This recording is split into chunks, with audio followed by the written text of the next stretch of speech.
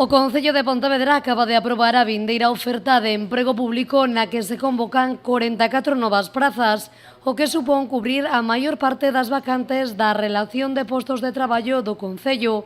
Pro voceiro do Goberno trátase dunha oferta potente, tendo en conta as circunstancias legais actuais, xa que a Lei de Orzamentos non permite cubrir todas as vacantes, pero no caso de Pontevedra dispón dos informes técnicos favorables.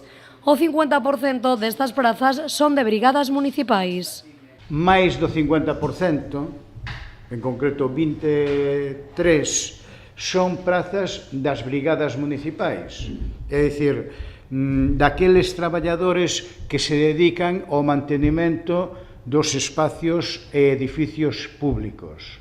Por tanto, hai unha aposta clara por este tipo de prazas e ao mesmo tempo porque se faga un mantenimento adecuado tanto do que son os viais públicos como son os edificios públicos.